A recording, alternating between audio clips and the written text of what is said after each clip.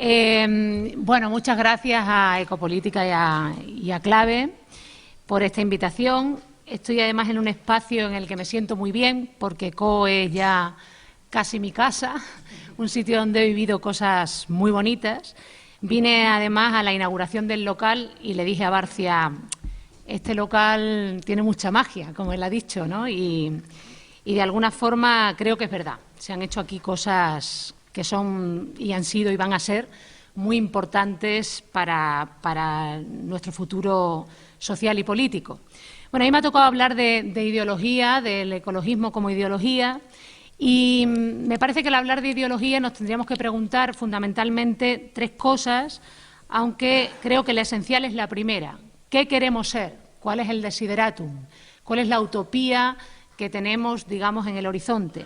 En segundo lugar, también es importante para hablar de ideología qué somos, qué anclaje tenemos en la realidad de los hechos y en las prácticas también sociales, en qué medida somos o no pensamiento hegemónico, sentido común, o no somos pensamiento hegemónico ni sentido común, en qué medida somos antisistemas, somos o no revolucionarios en el mejor sentido del término, y finalmente, cómo lo queremos contar, es decir, cuál es nuestro mensaje. Y aquí engancho con lo que ha dicho muy bien Barcia, ¿no? En qué medida queremos ser apocalípticos o queremos ser menos apocalípticos, más optimistas, más pesimistas. Yo me apunto al optimismo moderado, pero al optimismo, y prefiero hablar de sociedades en transición que no de colapsos o de apocalipsis. Pero es cierto lo que dice Barcia, que entre nuestras filas pues hay personas que ya están en cierto modo instaladas en el pesimismo, ¿no? Yo voy a hablar un poco y sobre todo, como digo, de qué queremos ser, y creo que en el ecologismo hay un punto muy importante que marca de alguna forma la utopía que tenemos en el horizonte, y es nuestro presupuesto antropológico, la sociabilidad humana como presupuesto antropológico. El hecho de que nosotros, nosotras, asumimos que el hombre está inserto en una comunidad, que tiene unos vínculos, que comparten cosas, que esas cosas son bienes comunes, y no solamente bienes comunes, sino también necesidades no satisfechas, necesidades generalizables, y que la radical vulnerabilidad y no la autonomía es nuestro punto de partida, el hecho de que somos interdependientes y ecodependientes, y por lo tanto somos, sobre todo y fundamentalmente, seres vulnerables y necesitados.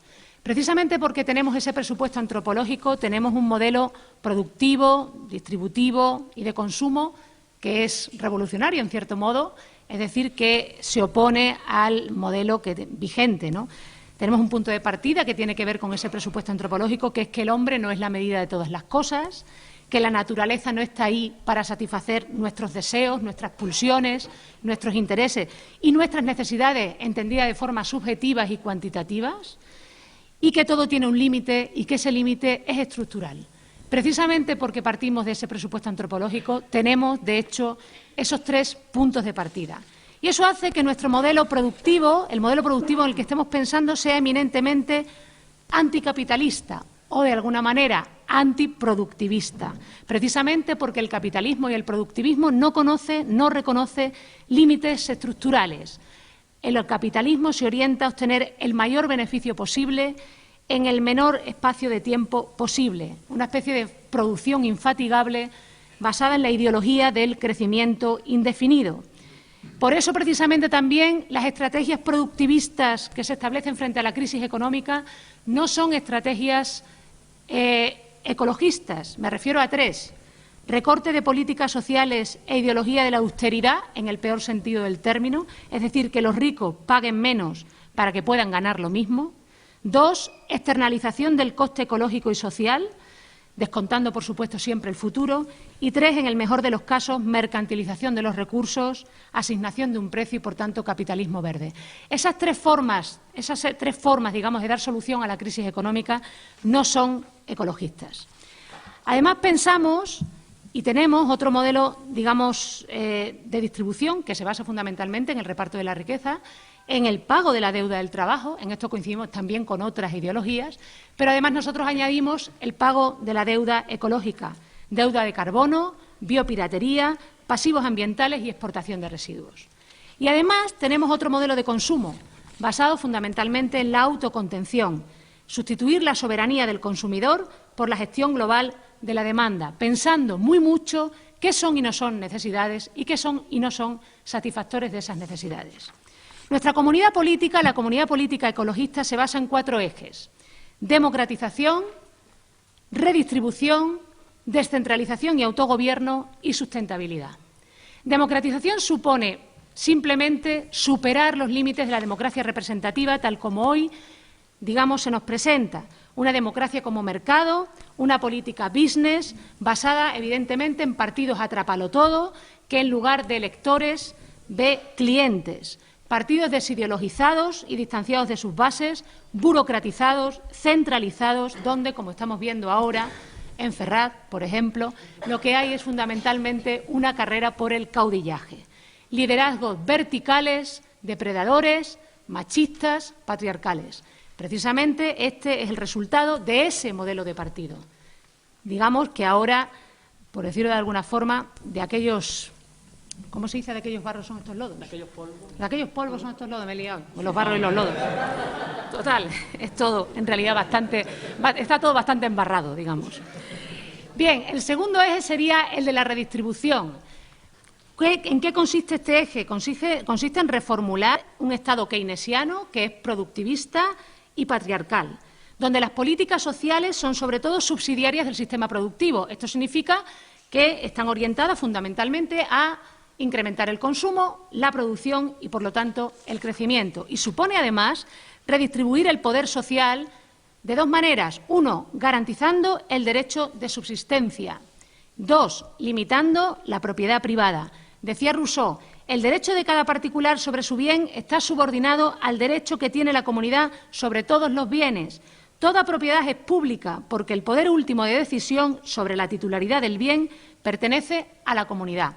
Digamos que todos conocemos aquel famoso, pasaje, ¿no?, de Rousseau, el primero que llegó y puso la estaca y dijo, ¿no?, esto es mío, y encontró gente lo suficientemente simple como para creerle, ¿no? Ese fue el verdadero fundador de la sociedad civil. ¿Cuántas guerras nos habríamos ahorrado si, allanando el terreno y sacando la estaca, hubiéramos dicho, no, cuidaos de ese impostor, que los frutos son de todos y la tierra no es de nadie? De alguna forma, esto significa que el ecologismo apuesta sobre todo por la función social de la propiedad privada y por evitar la excesiva acumulación de riqueza. Tercer eje, descentralización y autogobierno.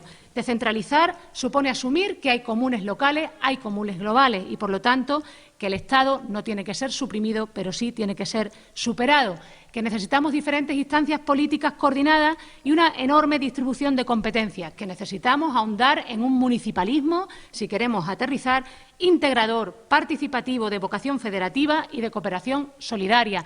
Un nuevo municipalismo, no el caciquismo inmobiliario que hemos vivido hasta ahora. Y, además, necesitamos internacionalizar, pero con una internacionalización que no es la del TTIP o la del CETA, sino una internacionalización que no se traduzca en la desdemocratización de los Estados ni en la jerarquización de los Estados. Y cuando hablo de descentralización hablo también de autogobierno, porque no solamente hablo de gestión de los comunes, de gestión o de control del territorio y de los comunes, hablo también de identidad y de reconocimiento. Hablo de los factores endógenos y de los bienes relacionales, de las prácticas relacionales que son importantes también en esa comunidad que se conforma alrededor del común. Y, finalmente, sustentabilidad. La sustentabilidad yo no la voy a explicar aquí, porque es muy larga de explicar, pero yo la podría resumir en una cosa. La sustentabilidad es cultura de la responsabilidad y la rendición de cuentas. La sustentabilidad es asumir que las responsabilidades son individuales y compartidas y que esas responsabilidades no tienen una dimensión temporal, es decir, que se extienden al pasado, por eso hablamos también del deber de memoria, y además se extienden al futuro, por eso más hablamos de nuestro deber, digamos, con las generaciones futuras. Tenemos un planteamiento del tiempo que no es lineal, sino circular, y esto es muy importante. La dimensión temporal es muy importante precisamente para hablar de eso, de sustentabilidad. Y además tenemos que hablar de una responsabilidad que supera, obviamente, las barreras de la especie para hablar de la rendición de cuentas. En fin, los principios básicos de la comunidad política ecologista serían democracia participativa con política institucionalizada, pero también con políticas no institucionalizadas, con movimientos, con asociaciones, con comunidades autogestionadas, establecer, digamos, dispositivos de intermediación entre la política institucionalizada y la no institucionalizada. Lo que llamamos una democracia no solo participativa, de contestar sí o no a una pregunta, sino una democracia deliberativa. Lo que queremos es pensar y deliberar, no solamente responder preguntas, digamos, que ya nos vienen formuladas desde algún lugar. En segundo lugar, economía social y solidaria, una redistribución de la riqueza orientada a satisfacer las necesidades básicas y, además, a limitar los bienes privados. Ya está bien de sacralizar la propiedad privada, amigos. La verdad es que la propiedad privada no debería ser ni siquiera un derecho fundamental. Además, autogobierno. Autogobierno es control sobre el territorio y los comunes, y además plurinacionalidad, que supone identidad y reconocimiento, haciendo relevante los factores endógenos y los factores relacionales, porque además de necesitar en términos materiales, necesitamos también en términos relacionales. Tenemos deudas de vínculo, debemos cosas a esas personas que se ocupan de nuestros cuidados, como bien sabe Alicia y todo el ecofeminismo, digamos, y que permite que haya seres que en algún momento crecen como hongos en algún lugar, peinados, planchados, perfectamente reproducidos. Es decir, de alguna manera hay ahí, digamos, algo no solamente que hay que reconocer, sino que hay que integrar. Es que, de hecho, somos seres completamente, como digo, vulnerables, interdependientes, y, por tanto, esa idea, digamos, kantiana de seres autónomos y perfectos, la verdad es que tenemos que empezar a cuestionarla, y, de hecho, la propia realidad, digamos, se nos va a imponer en este sentido. Finalmente, sustentabilidad, y con esto acabo. Comunes, ¿qué es? Cooperación, cultura de la responsabilidad y la rendición de cuentas. Estos son los principios de una comunidad política ecologista. Antes decía, cuando estudiamos las ideologías tenemos que pensar qué queremos ser esto, tenemos que pensar en qué medida lo somos. Estamos lejos de ser esto, es cierto. Digamos, hay algunos hechos que nos dan la razón, pero, digamos, hay muchas prácticas sociales, hay muchas prácticas que tienen que ver con nuestro modelo económico, político, social, pero también cultural y simbólico, que de hecho no parece que nos den la razón. Yo en esto, digamos, tengo esperanza.